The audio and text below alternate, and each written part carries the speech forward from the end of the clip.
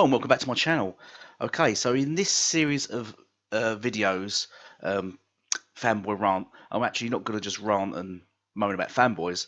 What I'm doing, there's lots to complain about that, but what these series is going to be about is mainly me sort of targeting things that jerk me, that get on my nerves. And in this particular episode, I'm going to talk about exclusives and why they need to stop.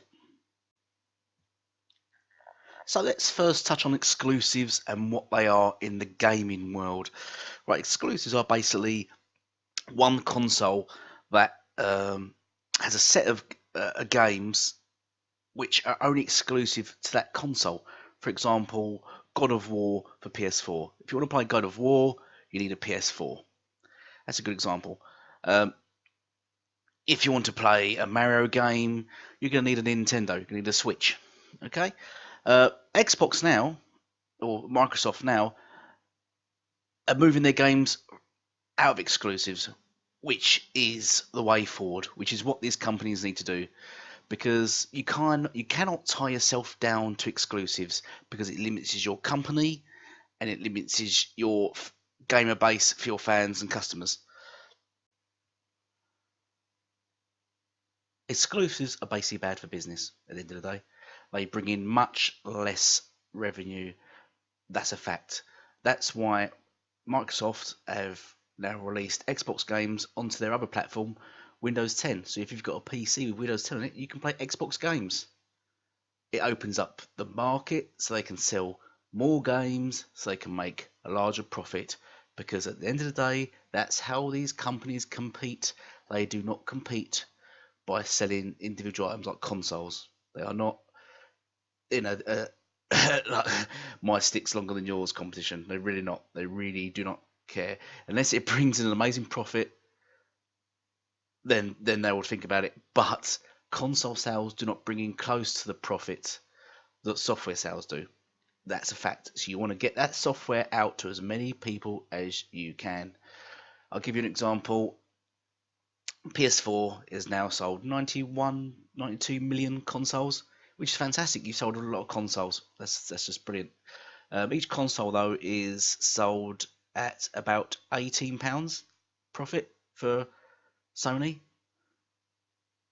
So 91 million times $18, that comes around 1.5 billion, 1.6 billion pounds, which sounds like a lot of money. That's you thinking, wow, look, Sony have made 1.6 billion pounds across the duration of the PS4. How long's the PS4 been out now? 7 years. Well done, Sony. You've made 1.7 billion pounds in 7 years. Then let's look at software sales compared to software sales. So we have Red Dead 2 that made 725 million in 3 days. Look at that. It's almost most likely Red Dead 2 will make more profit than all the PS4 consoles sold. That's fact. If you look at GTA 5, that made 1 billion. 1 billion in just a few days, I believe. So there we go. There we go. What at the end of the day, what do console sales achieve for those companies? Nothing compared to software sales. So these companies want to make as much profit as possible because that's how they compete at the end of the day. Let's give you another example. God of War. It's sold a ton of games. Well done, brilliant. But then it's made less profit than Fortnite, which is a free game. It's made less profit than Fortnite, which is a free game, because Fortnite is widely open to consumers. It's on PC, it's on mobile, it's on all consoles, and the game's free, but they charge microtransactions, which bring in far more revenue than what God of War can ever compete with. So they can just keep selling God of War games, and you can keep patting yourselves back saying, "Oh, it sold 5 million, sold 10 million." But at the end of the day, Sony's going to be looking at the profit margin. and that's all the investors look at, profit. And at the end of the day, exclusives hold back that profit margin. Let's give another example. Minecraft. It sold 100 million copies. 100 million copies. When Microsoft bought it, it only sold 50 million copies. Since they've owned it, it sold another 50 million copies. And that is across PC, Xboxes, PlayStations, phones. It's everywhere. It's everywhere.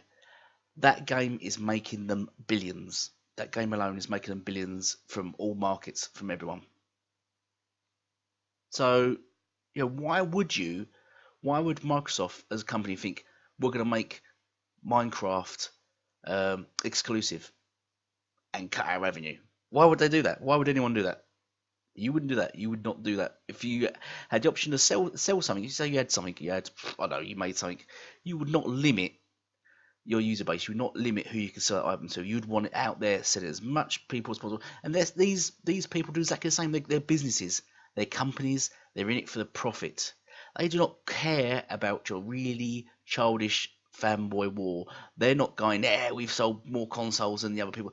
They're not care about that. They want profit. And as Microsoft expands their profit by opening up to more revenues, Sony will follow suit because they know that's what you have to do.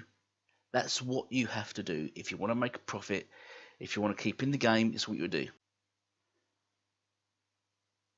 So, going back to why I own a console, well, because it's preference. And that's what you buy. That's what people buy.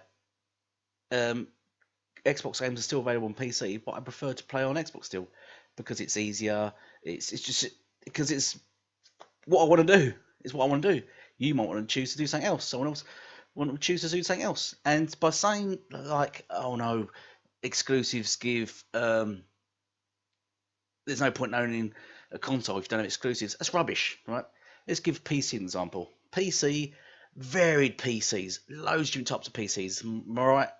Yes, there are. You can have PCs that only run 1080p. You can have ones that run in 8K, different frame rates and everything. But they all have the same games. You can play a game, pick up the same game, play it on one PC, and it will play completely different to another PC. But they've all got the same games on them. Because it doesn't matter at the end of the day. Companies will still make money. If Sony made God of War, they still own developers, they still have got. If they put God of War on Xbox, on PC, wherever, Sony will still taking that profit. They'll still make money. They will make a ton more money than if it was just on PS4. A load more money. And then where would that money go? It would go back into gaming. It'd go back into better console construction services. You'd have better games. You might even get free subscription like on PC. You most likely would if they made more money. And this is the future of gaming, not exclusives.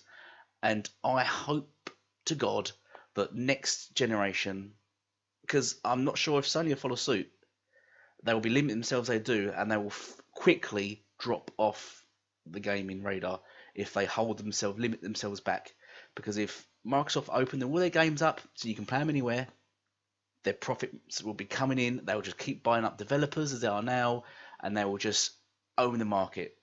Yes, Sony are always like most likely they have better worldwide distribution, so they always sell more consoles. Well done, big pat on the back. You're making you could make another £1.5 billion next year, Sony next generation. Well done. While Microsoft will be making 400 billion from having their software sales and everything. You got to look at these profits. You got to look at these Sony and Microsoft as companies. They do not compete in your childish fanboy console war by comparing dick sizes. They do not do that. They want to make a profit.